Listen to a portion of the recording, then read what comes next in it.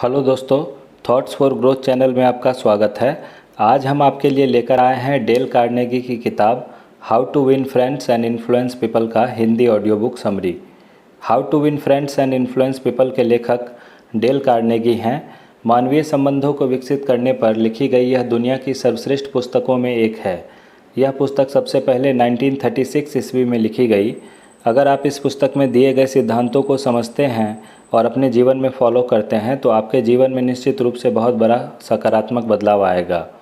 दोस्तों, इस किताब में कुल 4 भाग हैं जिनमें लोगों के साथ व्यवहार करने के 30 अचूक सिद्धांत दिए गए हैं। चलिए इस पुस्तक के भाग 1 से हिंदी ऑडियो बुक समरी को शुरू करते हैं। भाग 1 में लोगों को प्रभावित करने के 3 मूलभूत तरीके बताए गए हैं। लोगों को प्रभावित करने का सबसे पहला तरीका जो कि अध्याय 1 में दिया गया है वह है chapter 1, if you want to gather honey don't kick over the bee hive. अगर आप शहद इकट्ठा करना चाहते हैं तो मधुमक्खी के छत्ते पर कभी भी लात न मारे।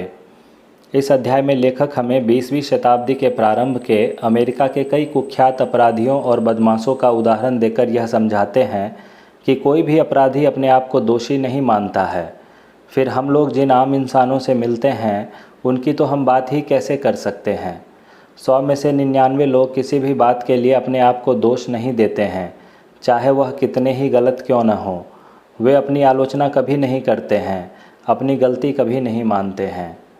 किसी की आलोचना करने का कोई फ़ायदा नहीं होता है, क्योंकि इससे सामने वाला व्यक्ति अपना बचाव करने लगता है, बहाना बनाने लगता है या तर्क देने लगता है। आलोचना खतरनाक भी है क्योंकि उससे उस व्यक्ति का बहुमूल्य आत्मसम्मान आहत होता है, उसके दिल को ठेस पहुंचती है और वह आपके प्रति दुर्भावना रखने लगता है। एक विश्व प्रसिद्ध मनोवैज्ञानिक B.F. स्किनर ने अपने प्रयोगों से साबित कर दिया था कि जिस जानवर को अच्छे व्यवहार के लिए पुरस्कार दिया जाता है वह उस जानवर से ज़्यादा तेज़ी से सीखता है जिसे खराब व्यवहार के लिए दंड दिया जाता है। और यही बात इंसानों पर भी लागू होती है। आलोचना से कोई भी नहीं सुधरता है। हाँ, आलोचना करने पर संबंध जरूर बिगड़ जाते हैं।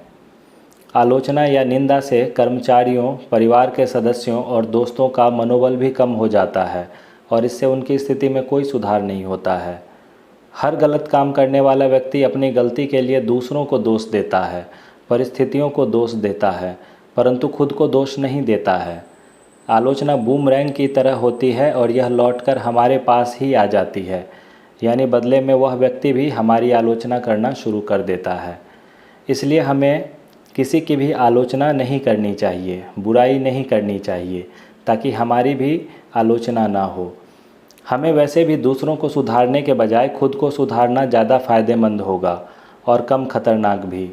लोगों के साथ व्यवहार करते समय हमें यह ध्यान रखना चाहिए कि हम तार्किक लोगों से व्यवहार नहीं कर रहे हैं, हम भावनात्मक लोगों से व्यवहार कर रहे हैं जिनमें पूर्वाग्रह भी होता है, खामियां भी होती है, गर्व भी होता है और अहंकार भी होता है। लोगों की आलोचना करने के बजाय हमें उन्हें समझने की कोशिश करनी चाहिए। हमें यह पता लगाना चाहिए कि जो काम भी लोग करते हैं वे क्यों करते हैं। यही नहीं, इससे सहानुभूति, सहनशक्ति और दयालुता का माहौल भी बनेगा और सबको समझ लेने का मतलब है सबको माफ़ कर देना। इस प्रकार इस अध्याय में लोगों को प्रभावित करने का जो सबसे पहला सिद्धांत लेखक ने बताया है वह है किसी की भी बुराई मत करो, निंदा मत करो, शिकायत मत करो। डोंट क्रिटिसाइज, कंडेम और complain. Chapter 2, the big secret of dealing with people. इस अध्याय में लेखक हमें लोगों के साथ व्यवहार करने का एक अचूक रहस्य बताते हैं। लेखक कहते हैं कि इस दुनिया में सिर्फ एक ही तरीका है जिससे आप किसी से कोई काम करवा सकते हैं, और वह तरीका है उस व्यक्ति में वह काम करने की इच्छा पैदा करना। अमेरिका के महान दार्शनिक जॉन डीयू ने कहा था कि मानव प्रकृति में सबसे गहरी इच्छा होती है महत्वपूर्ण बनने की इच्छा। किसी भी इंसान में महत्वपूर्ण बनने और दिखने की इच्छा सबसे ज़्यादा महत्वपूर्ण होती है। वैसे तो हमारे जीवन में कई इच्छाएं होती हैं, जैसे स्वास्थ्य की इच्छा, भोजन की इच्छा, नींद की इच्छा। इनमें से सामान्यताएं सभी इच्छाएं पूरी हो जाती है सिवाय एक के, और वह है महान बनने की इच्छा। और यह इच्छा शायद ही कभी संतुष्ट हो पाती है। यह एक ऐसी मानवीय भूख है जो अस्थायी है और वह दुर्लभ व्यक्ति जो लोगों की प्रशंसा की भूख को संतुष्ट करता है, लोगों को अपने वश में कर लेता है। अगर हमारे पूर्वजों में महत्वपूर्ण होने की यह आकांक्षा इतनी प्रबल नहीं होती तो सभ्यता का विकास असंभव था। इसके बिना हम आज भी जानवरों की तरह ही रह रहे होते। इतिहास ऐसे उदाहरणों से भरा पड़ा है कि प्रसिद्ध लोगों ने महत्वपूर्ण होने की अपनी आकांक्षा को किस तरह अभिव्यक्त किया था। George Washington his mightiness the president of United States कहलाना पसंद करते थे। कोलंबस ने admiral of the ocean and viceroy of India के टाइटल के लिए आवेदन किया था। कैथरीन महान ऐसे पत्रों को नहीं पढ़ती थी जिन पर इम्पीरियल मैजेस्टी नहीं लिखा होता था। सहानुभूति और ध्यान आकर्षित करने के लिए तथा महत्वपूर्ण होने के लिए कई लोग बीमार होने का बहाना करते हैं। कई विशेषज्ञ कहते हैं कि महत्वपूर्ण होने का एहसास ही कई लोगों को पागल हो जाने के लिए भी प्रेरित करता है। लेखक कहते हैं कि कई लोग महत्व की भावना के इतने भूखे होते हैं कि उसके लिए सचमुच पागल हो सकते हैं। तो ज़रा सोचिए कि मैं और आप अपने आसपास के लोगों को सच्ची प्रशंसा देकर कितना बड़ा चमत्कार कर सकते हैं और कितना कुछ हासिल कर सकते हैं। लेखक हमें सच्चे प्रशंसा और चापलूसी में फ़र्क बताते हैं।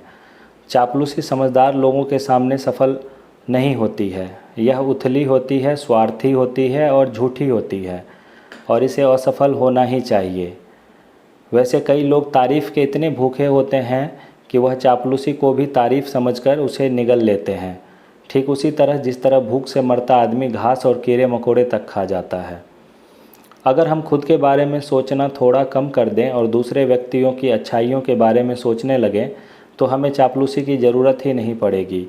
लेखक कहते हैं कि हमें अपने संबंध में यह कभी नहीं भूलना चाहिए कि हमारे सभी संगी साथी इंसान हैं और तारीफ़ के भूखे हैं। यही वह असली सिक्का है जिसे हर व्यक्ति पसंद करता है। हमें अपनी उपलब्धियों और अपनी इच्छाओं के बारे में सोचना छोड़कर चापलूसी को भुलाकर ईमानदारी से सच्ची प्रशंसा करनी चाहिए। दिल खोलकर तारीफ़ करनी चाहिए और मुक्त कंठ से सराहना करनी चाहिए।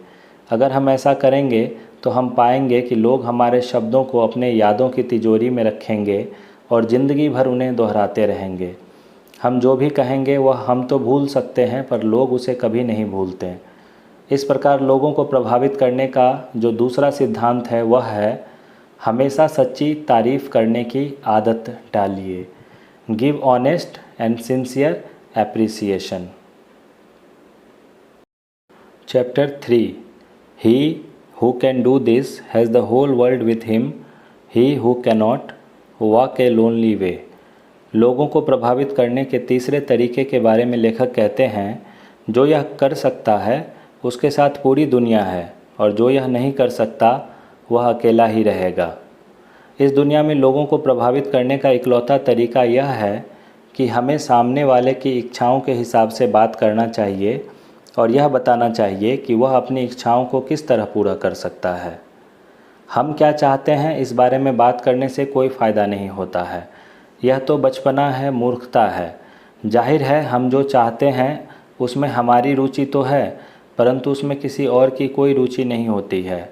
हम सभी इसी प्रकार से बने हैं। हम सब अपने आप में ही रुचि लेते हैं। लेखक हमें रॉल्फ वाल्डो इमर्सन का उदाहरण देकर इस बात को समझाते हैं कि एक बार की बात है, इमर्सन और उनके पुत्र एक बछड़े को तबेले में ले जाने की कोशिश कर रहे थे परंतु उन्होंने अपनी इच्छा के हिसाब से सोचने की गलती कर दी। इमर्सन धक्का दे रहे थे और उनका पुत्र खींच रहा था परंतु बछड़ा वही कर रहा था जो वे लोग कर रहे थे। वह भी केवल अपनी इच्छा के बारे में सोच रहा था। इसलिए उसने अपने पैर सख्ती से जमा लिए और मैदान छोड़कर तबेले की तरफ बढ़ने के लिए राजी नहीं हुआ। आयरिश नौकरानी ने यह दृश्य देखा तो वह ज़्यादा निबंध और पुस्तकें तो नहीं लिख सकती थी परंतु इस मौके पर वह इमर्सन से ज़्यादा समझदार थी। उसमें ज़्यादा कॉमन सेंस था। उसने इस बारे में सोचा कि बछड़ा क्या चाहता है, इसलिए उसने अपनी उंगली बछड़े के मुंह में रख दी। बछड़ा मज़े से उसकी उंगली चूसते हुए उसके पीछे पीछे तबेले की तरफ चल दिया। इस कहानी से हमें यही सीख मिलती है कि हमेशा सामने वाले की इच्छाओं को ध्यान में रखकर अपना काम करवाना चाहिए। आपको सबसे पहले सामने वाले व्यक्ति में काम करने की प्रबल इच्छा जगानी चाहिए। जो यह कर सकता है उसके साथ पूरी दुनिया है, जो यह नहीं कर सकता वह अकेला ही रहेगा। मानवीय संबंधों की कला के बारे में हेनरी फोर्ड ने एक बड़ी सुंदर बात कही है। अगर सफलता का कोई रहस्य है तो वह यह है कि हम में यह क्षमता हो कि हम सामने वाले का नज़रिया समझ सकें और हम किसी घटना को अपने नज़रिए के साथ साथ सामने वाले के नज़रिए से भी देख सकें। अगर आप अपने जीवन में केवल यह बात सीख लें कि किस तरह दूसरे व्यक्ति के नज़रिए से सोचा जाए और स्थिति को दूसरे के नज़रिए से देखा जाए, तो यह आपके करियर की प्रगति में आधार स्तंभ साबित हो सकती है। दूसरे व्यक्ति के नज़रिए से देखने और उसमें इच्छा जगाने का यह मतलब नहीं है कि आप सामने वाले का शोषण करना चाहते हैं, उससे ऐसा कोई काम करवाना चाहते हैं जिससे उसे नुकसान हो और आपको फ़ायदा हो। इसमें दोनों का फ़ायदा होना चाहिए। अगर आप सामने वाले व्यक्ति में काम करने की प्रबल इच्छा जगा सकते हैं तो आपके साथ पूरी दुनिया होगी, और अगर आप ऐसा नहीं कर सकते हैं तो आप अकेले ही रहेंगे। इस प्रकार इस अध्याय में लोगों को प्रभावित करने का जो तीसरा मूलभूत तरीका है वह यह है कि हमेशा सामने वाले व्यक्ति में काम करने की प्रबल इच्छा जगाएं। Arouse in the other person an eager want. संक्षेप में हम कह सकते हैं कि लोगों को प्रभावित करने के मूलभूत तरीके इस प्रकार हैं। सिद्धांत 1, किसी की भी बुराई मत करिए, निंदा मत करिए, शिकायत मत करिए। सिद्धांत 2, सच्ची तारीफ़ करने की आदत डालिए। सिद्धांत 3, सामने वाले व्यक्ति में प्रबल इच्छा जगाइए। दोस्तों, इस वीडियो में इतना ही है। आपको यह वीडियो कैसा लगा? अगर आपको यह वीडियो अच्छा लगा हो तो वीडियो को लाइक कीजिए, शेयर कीजिए, चैनल को सब्सक्राइब कीजिए। मिलते हैं अगले वीडियो में इस किताब के पार्ट 2 के साथ। तब तक के लिए आपका दिन शुभ हो।